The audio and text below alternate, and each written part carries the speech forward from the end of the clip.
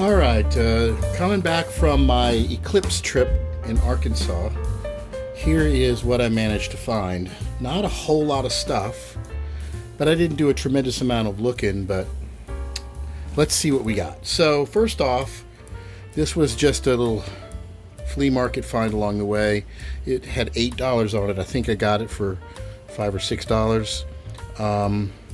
It's just a Lodge number 5. But it looks like it's in pretty good condition and will clean up. So that's one I could probably flip at the booth. There is this right here. This was $8, nothing special. It's a Wagner 1891. This is a modern pan, but for $8, it's probably worth cleaning up. It's really nice and smooth on the inside, so I think this one will come out kind of nice. I really like that kind of style handle. Is pretty cool. I don't think it sits totally flat, but I don't know if it ever really did. But it's a nice pan, and nothing special. This is one of the mystery pans that I picked up that I'm not quite sure. It's a number 8. It's got an outer heat ring, and I don't know if there's any markings underneath there. So this is what I'm anxious to get into the E-tank and see what's underneath there, if there is anything underneath there. So that's what's going to go next. And then there was this, which is a really neat little pot. This is the one I think I got off of Facebook Marketplace, and I drove. It was along the way. It's a gate marked nice little cauldron. Got a reasonable amount of pitting in there, but it's really nice. I really like it. I love the size of it. This one's going to be a fun project to clean up, and I'm going to be probably experimenting with using my graphite rod in the E-tank, where I will have an anode going down into the tank to see if it'll help with cleaning the inside. I'm working on creating some kind of an articulating arm that I can do to add that in there. So that's going to be something I will feature on a future episode. And then there's one other pan which is in the oven. And this is one I paid about $35 for. And I'm just putting in the first few coats of seasoning on it. This is a BSR chef skillet. Really nice one. Very nice and smooth. And I put it in the E-tank. It wasn't too bad to begin with, but I wanted to strip it and put my own seasoning on it. So that's kind of what I'm doing. I've just given it its first 2 coats, and I'm going to be putting it back in, letting it cool down. And that's going to be mine. I'm actually going to use that one. I picked this Lodge modern chef skillet for $10 at the local thrift store. And this one I'm going to bring up to my place in Arkansas and keep it up there. Since it doesn't have a heat ring, this will work on my electric glass flat stove up there. So I'm going to definitely keep both of these. And there's this one I got a while back, but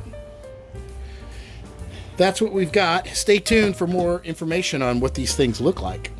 All right, so here is my $8 Wagner pan that I pulled out of the E-tank. It's got it looks really pretty good. I don't notice any cracks or anything in it. Got a nice little ring to it. Particularly smooth on the inside. That is not a crack. That's just a utensil mark. There's utensil marks on here. Really nice and smooth. You can still see the swirl marks from the finishing, if you see right there. Now, this is not a vintage pan. This was made from 1991 onward for a couple of years, hence the name Wagner's 1891 original.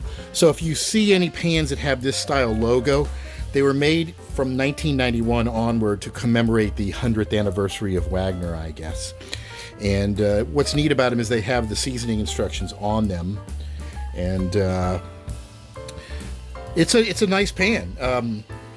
This one doesn't sit totally flat. It's got a little bit of wobble in it, but it still would work on a glass stove, and it would certainly be perfectly fine on gas stove too.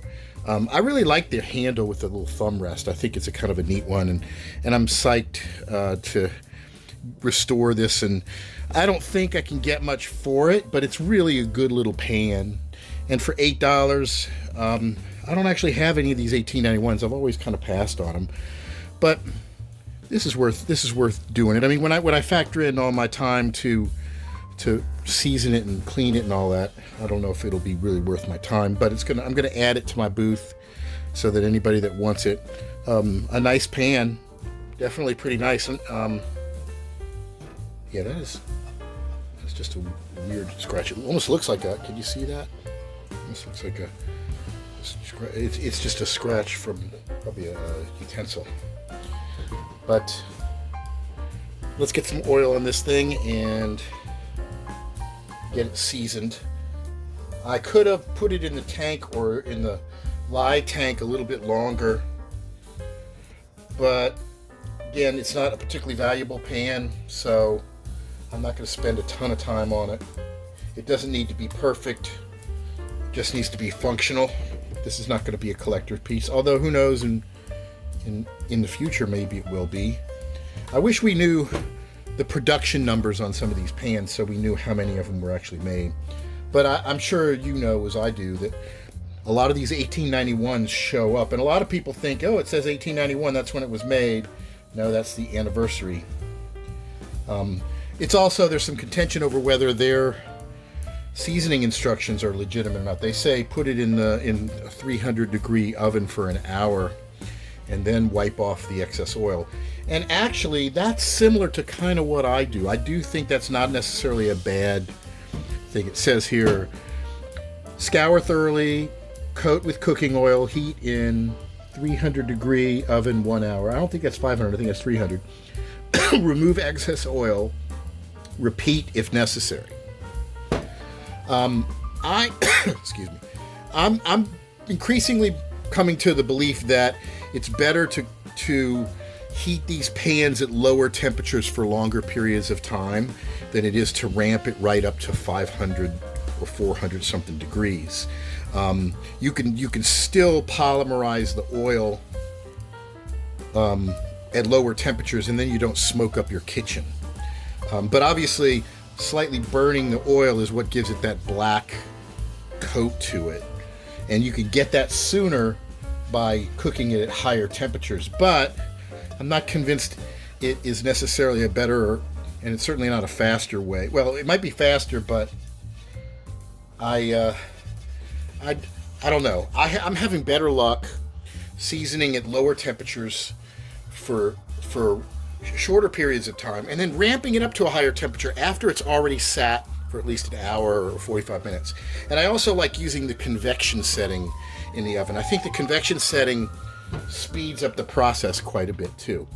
So I can season a pan in a convection oven in half the time it would take me to do a normal one. And again, I'm still formulating, so I'm not ready to do a video exactly. So I'm still getting my technique down. I'm still occasionally making mistakes. But you'll see, I put oil on it and then I completely wipe the oil off. And this is my oil rag. It's a short little washcloth.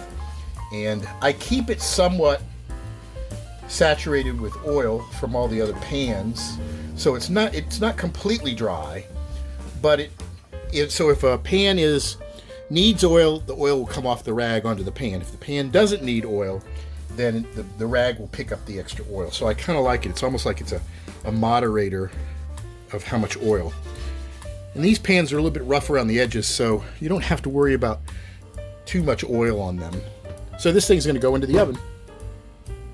Another thing I like to do when I'm seasoning my pans is I like to season them upside down.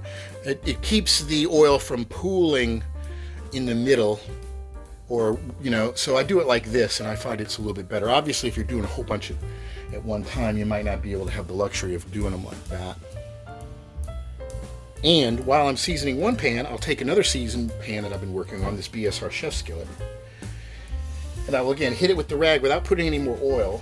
I'm just putting a very light coating of oil that's been on the rag on this, and I'll just throw this in there. I used to keep a lot of pans in there on a regular basis, but I don't do that anymore because I think at one point I had something in the oven so much it actually took the seasoning back off. So you gotta moderate that, I think. By the way, check this out. This is another pickup that I didn't mention earlier. I got a Griswold cornstick pan. This thing was pretty grimy. I put it in the E-tank. It came out really good. Look at that. Really nice. So now I've got examples of just about all the corn pans. I'm going to do a video just on the differences and how to tell the difference between them now that I've got finally got a Griswold one. And up next is this pan. It was $8. I think I got it for a little bit over $6. This is nothing special. It's just a 3-notch Lodge number 5. But I got it so cheap, I'll clean it up. I think it's going to be a nice pan. I don't see any pitting on the inside, but you can see it's definitely got plenty of crud. So we're going to make this really back into a nice clean pan. Stay tuned for that one. I want to thank everybody for tuning in and enjoying the video series and supporting me thus far by subscribing and clicking like and all of that. And if you want to catch me on TikTok, sometimes I have previews of what I'm working on that I haven't published lately. That's at TikTok/@WisdomStudio. And if you're on Facebook, look up the group Vintage Cast Iron Hunting, Restoration, Identification, and Sales. And until next time.